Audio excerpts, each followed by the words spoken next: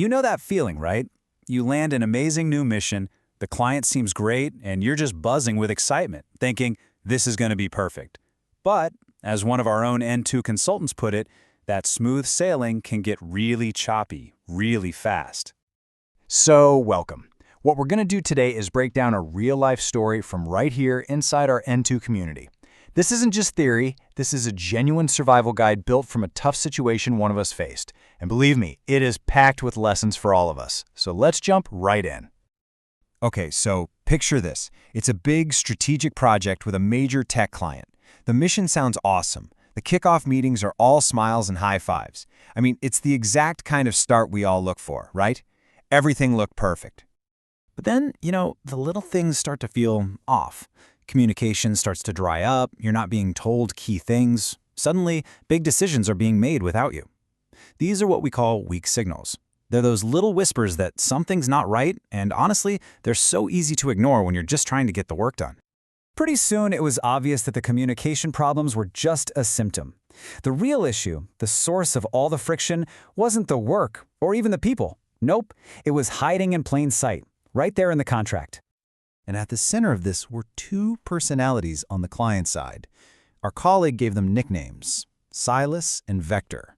Silas was the classic nice guy, but never around. And Vector? Well, Vector was the hard-charging boss who was way more into giving orders than actually listening. Sound familiar to anyone? I bet it does. And we're not talking about one or two iffy clauses here. Our consultant found 17. Yeah, 17. That number alone tells you everything you need to know. This wasn't a mistake. This contract was designed to be totally, completely one-sided. So what did these problems actually look like? Well, here are the top 3 red flags.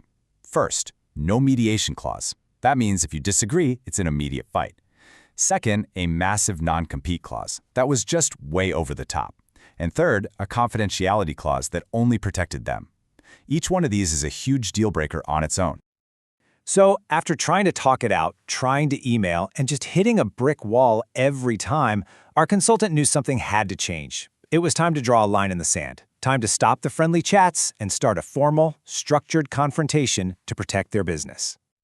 And look at how fast this all happened. The bad contract lands on June 19th. By the 30th, the client flat out says no changes. So, boom!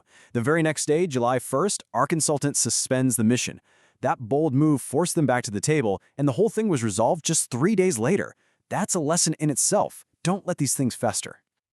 Now, during all of this, the client, Vector, kept pushing. Just sign it, he'd say. We'll promise to fix it later with an amendment. We've all heard that one, right?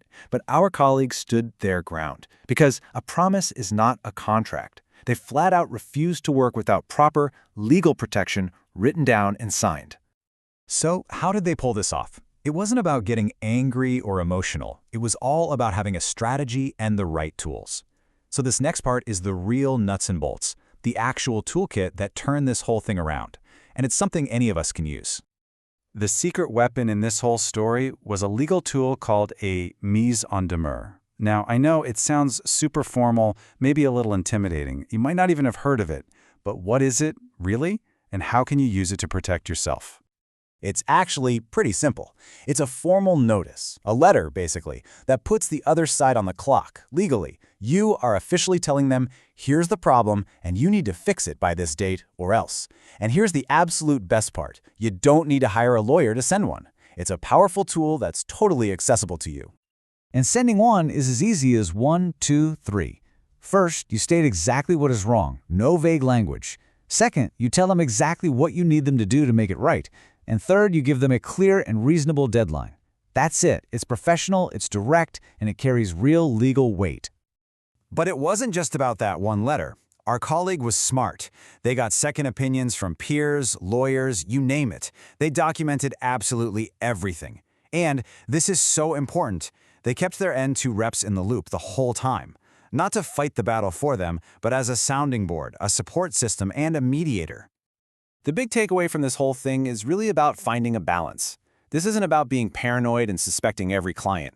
It's about being prudent. It's about being professional. So let's wrap up with the key lessons we can all take forward. It all starts before you even type a single line of code. Think of this as your pre-mission checklist. Read every single word. Don't be shy about asking for changes, even if it feels a little awkward. It's your business. And please, please, always have someone else read it over. A second set of eyes can save you so much trouble. And that careful approach has to continue once the project is rolling. Keep records of everything. Communicate clearly and strategically. Deal with problems head-on. But maybe the biggest piece of advice here is that last one. Never let one contract be your only source of income. Having that financial freedom gives you the power to say no to a bad situation.